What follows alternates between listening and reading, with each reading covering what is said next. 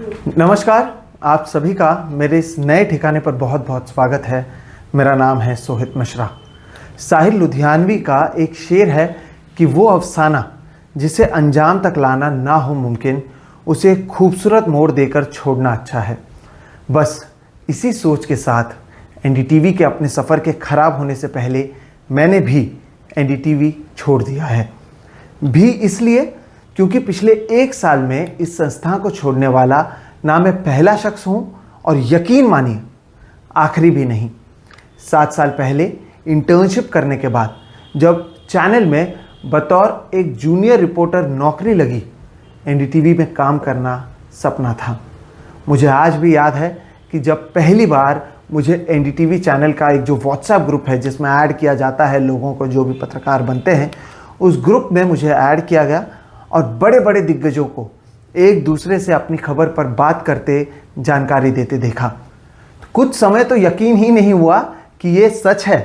अगर आप क्रिकेट प्रेमी हैं और आपको एक ऐसे संस्थान में जगह मिले जहां पर सचिन तेंदुलकर, सौरव गांगुली और सुनील गावस्कर को आप आपस में बात करते देखेंगे तो आपको कैसा लगेगा।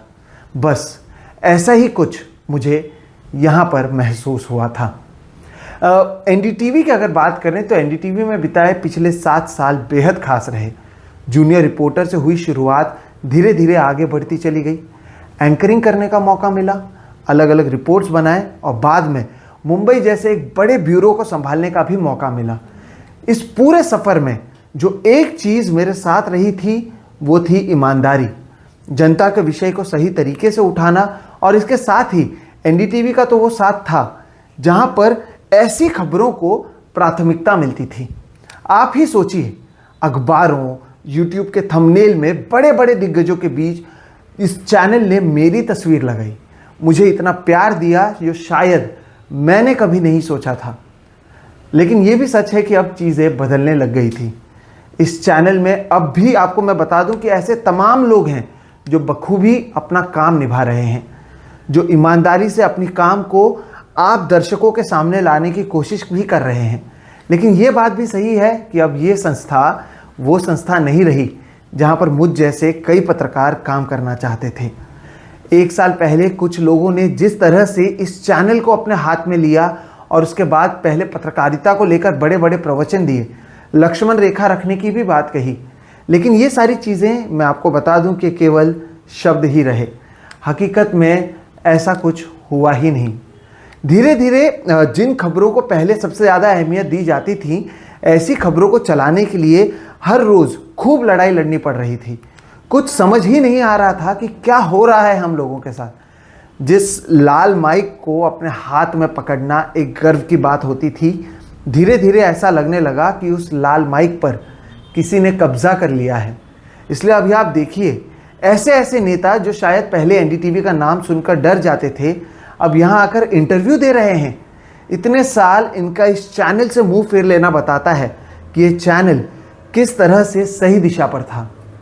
खैर, इस चैनल या उसके बारे में बात करने के लिए तो मैं बहुत छोटा हूँ, लेकिन इस चैनल के बदौलत आप लोगों से जो प्यार मिला उसे कैसे भूल सकता हूँ। तमाम न्यूज़ चैनल होने के बावजूद आप में से ऐसे कई हैं जो एनडीटीवी के मुझ जैसे एक छोटे से रिपोर्टर को नाम से जानते थे। इसी चैनल के लिए किए यूनिवर्सिटी सीरीज़, नौकरी सीरीज़, कोरोना काल की जो खबरें थी, उन्हें आप लोगों ने बहुत प्यार दिया। मैं यूट्यूब लिंक पर आपके सारे कमेंट्स को पढ़ता था।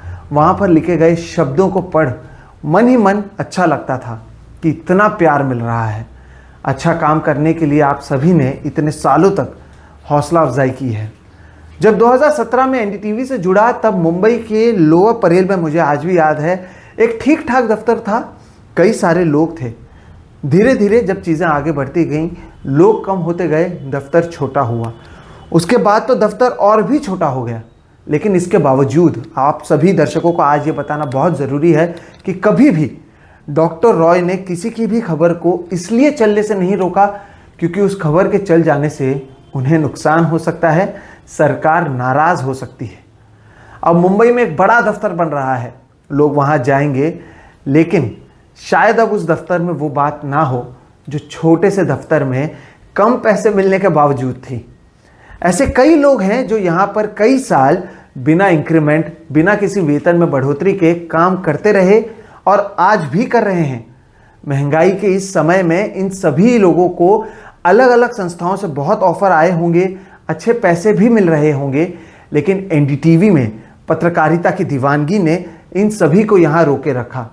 आज भी आपको मैं बता दूं, ऐसे कई सिरफिरे यहाँ पर काम कर रहे हैं, लेकिन ये भी सच है कि मैंने एनडीटीवी छोड़ दिया है। अगर आपने अभी तक सनराइज समाचार को सब्सक्राइब नहीं किया है तो सनराइज समाचार को सब्सक्राइब कीजिए और बेल आइकन को भी दबा दीजिए ताकि आप हमारे आने वाली वीडियो का नोटिफिकेशन सबसे पहले पा सकें।